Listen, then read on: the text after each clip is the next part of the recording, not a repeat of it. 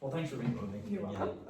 I enjoyed coming to your class. It was good. I hadn't been in the geometry class in A long a time. long since, I don't know, 10th grade. Uh-huh. So, but just thinking about the lesson and kind of what we talked about and what I observed, just kind of what were the standards that you were teaching in that lesson? We were learning about adding angles and segments and naming the basic geometric principles. Okay. And this is one of the first, just, I know you were prepping for one of your, This was the first unit First test. test, It so the was first unit I test. separated the unit into two, so it was the first half of the unit. okay. And so since this is just the beginning, like what's been working in your class? Like, The bell ringers seem to work a lot, and they get everybody involved because and it's repeating things we've learned in class.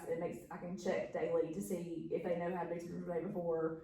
But some of them are things we don't know, so I can see how the advanced ones as well. Yeah. But during the lessons, I also walk around and check and make sure that all the kids are participating and Yeah. actually actively working on their notes and that kind of thing. yeah.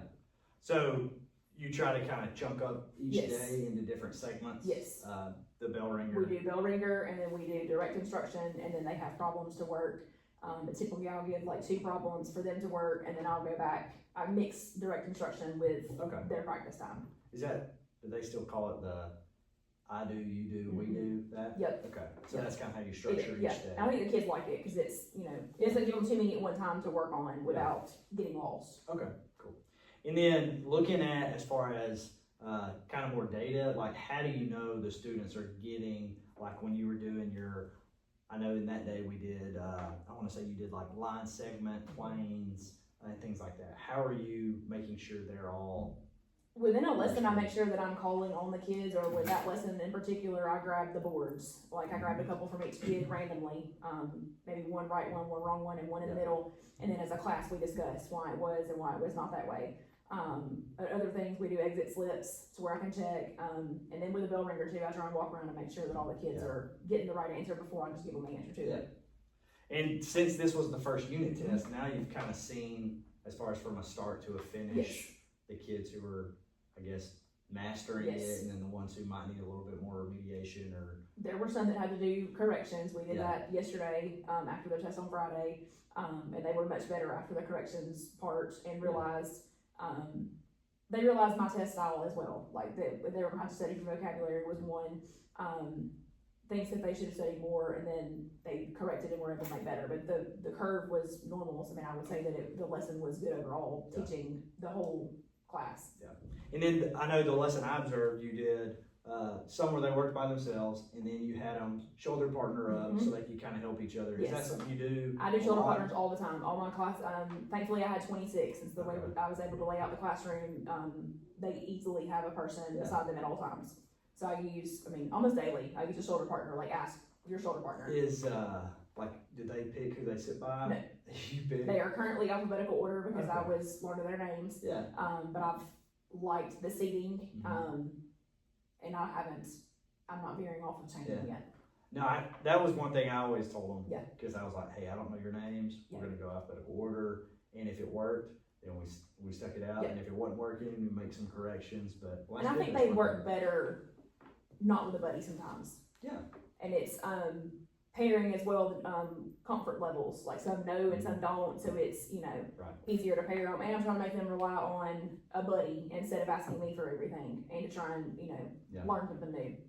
And then, what are some, as far as like certain strategies, like what are some strategies that since you've been in your classroom now, that can ensure that all the students are gonna get the skills they need?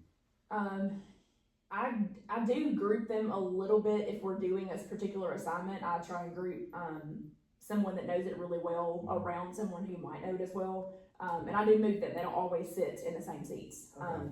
But I also walk around the room, and if they need a little help, I'll help. Or if, Right. I'll write something in my pen where I can see. Yeah. We use a lot of highlighters. We use a lot of manipulatives, the 3D objects and that kind of thing. Yeah. So I try and get the visual aspect as well as the just learning aspect Right. of it. Okay, so you're switching it up so you don't do the same thing every Yes. time, yeah. I know the one class I was in that I got to observe, you were walking around a lot and used the whiteboards, and then, so there was some different strategies, but Mhm. it's been a while since I've been in a math class. Yep. So, and then I know this typical day, like you use kind of the Elmo, I use it and all the have time. the whiteboards, but as Mhm. far as technology, what are some ways like you could start incorporating technology to enhance that? There's a lot of cool math programs like Desmos, that'll work with them on point fund, and they can actually build and construct the angles and, get the measurements and that kind of thing, so we could definitely incorporate more math programs that are geared toward geometry. Yeah. Would that help some of the learners that maybe don't? I think so, cause a lot of them are visual, some catch on easily, you Right. know, but geometry is more of a hands-on type thing, I Yeah. think, because it's more 3D stuff that you're dealing with, and it's hard for them to visualize like planes, Yeah. and, you know, planes go on forever, so it's Yeah. hard for them to see that and understand.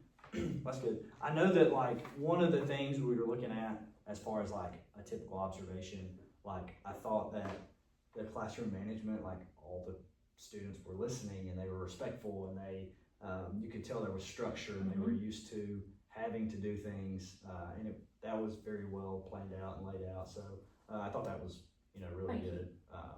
And so, but well, I appreciate you letting me, come in your room and No observe problem. and do all that. So Welcome anytime.